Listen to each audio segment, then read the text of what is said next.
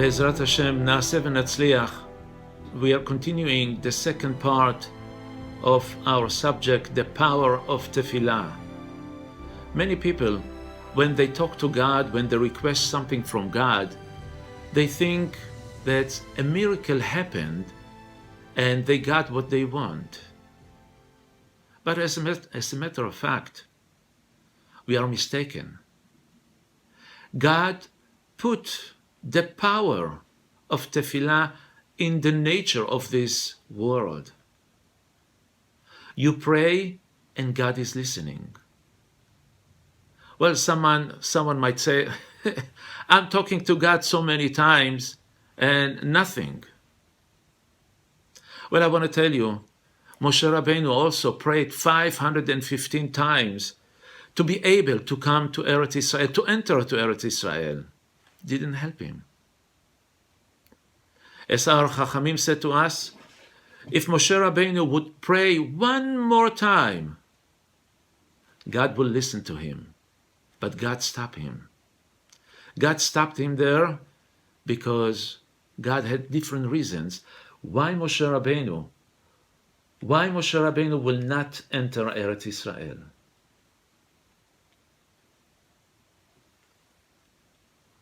I want to bring you another true story.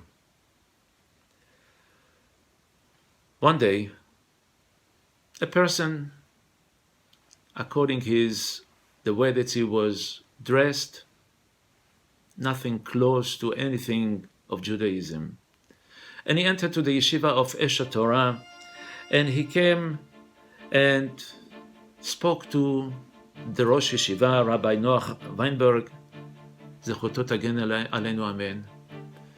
And he said to him, my name is Jeff, and I'm an atheist. I don't believe in God, I don't believe in nothing. Everything, it's just plain nature. Well, I'm very, very surprised that you came to me as an atheist to see a rabbi. As a matter of fact, I commend this person who sent you there, sent you to me. I want to tell you the story, he said to him. I'm learning in Harvard, and I was grown up as a Jew, but no connection to Judaism, to the point that I don't believe in the existence of God. I went to Sweden, and I met a girl, a Swedish girl. I liked it very much. And I knew that I'm going to marry her. And I knew also that I have to go to Israel to visit the land of my ancestors at least once in my life. And if I will not do that now, I will not do that ever again. And my girlfriend said to me, it's okay. She encouraged me to go. I landed in Israel, and in a few days I found myself walking towards the Kotel, like every other tourist. For me, the Kotel, the Wailing Well, was basically a place of history, stones, nothing else. But he said to the rabbi, something happened as I'm approaching the Kotel. The closer I come to the stones, something is happening in my heart. I could not explain it. And when I put my hands on the Kotel, I talk all of a sudden to God. God, honestly, I don't believe in you. I don't think you exist, but I cannot explain this emotion of feelings that I have. So, let's make a deal. If I was living all my life wrong, and you exist,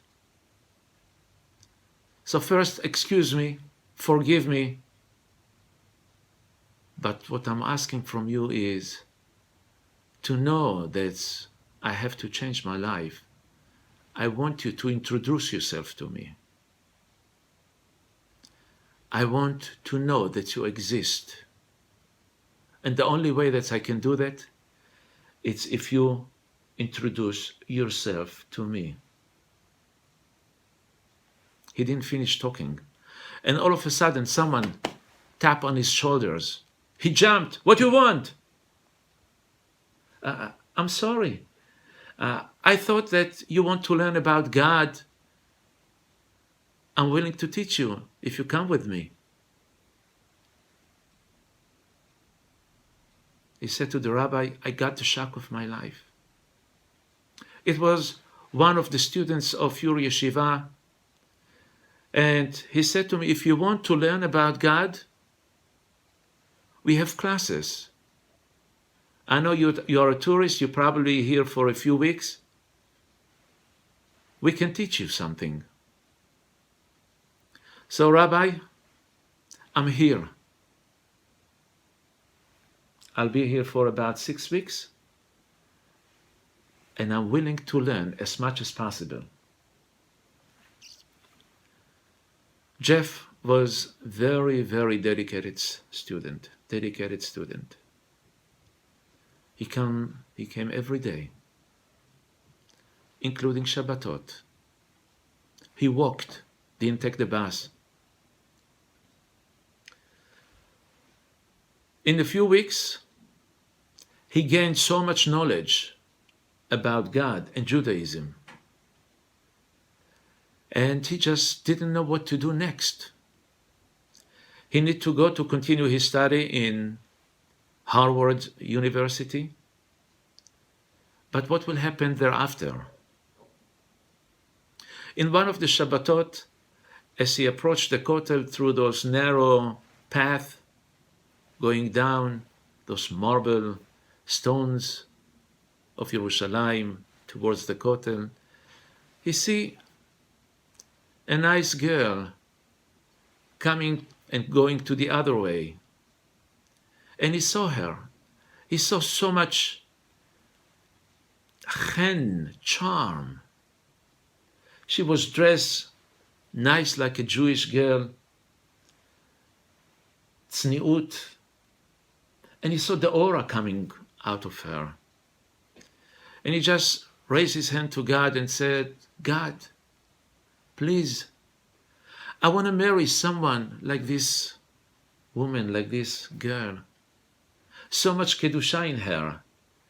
She is basically a typical Jewish girl that my parents always talk about that.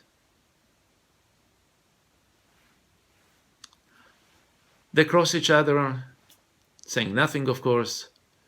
And in 6 weeks, when he finished his study, he said to the rabbi, I will see you again.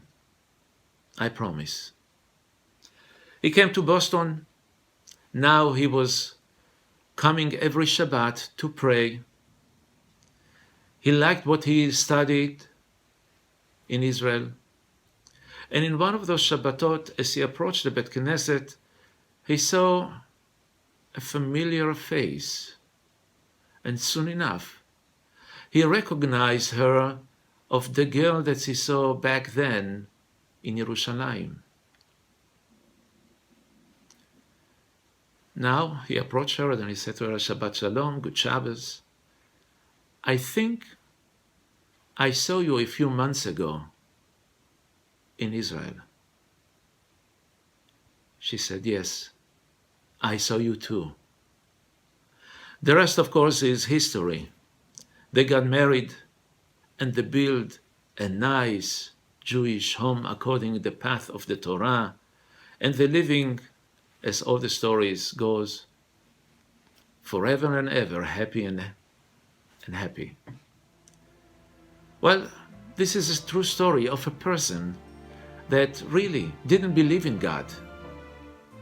But the moment that she felt the truth need to be studied, he had no other tools to learn. So he dialed God. He talked to God. And when you call God, God listened to you. Because we say in Karov Hashem lechol kore'av, God is close to anyone who calls him. Lechol asher ikra'uhu be'emet, to anyone who will call him from the bottom of his heart. HaKadosh Baruch Hu will answer you right away. HaKadosh Baruch Hu will give you what you want. But please, when you talk to God, be smart. Don't ask without thinking. Please, God, I want to get married, if you're single. Why not to specify? I want a nice girl, someone that will lift me in Judaism. Together we can build a nice home to raise children that will go according the Torah, according the Jewishkeit. And when you ask for a husband, don't just ask, I want to get married. Or don't ask, I want to get married with this person. How do you know if it's good for you? Ask, whatever you ask, that you will know that what you ask is coming to you. That this is, as we say, your beshert, your mazal. And above all, ask, please God, give me whatever is good for me. Because sometimes we don't know what's good for us. We're asking for money. Please God, I need $1 million. What is $1 million? It's nothing. What you can buy with $1 million? A house? Small house? Nothing. And as a matter of fact, it's an insult to God if you ask small amount of money.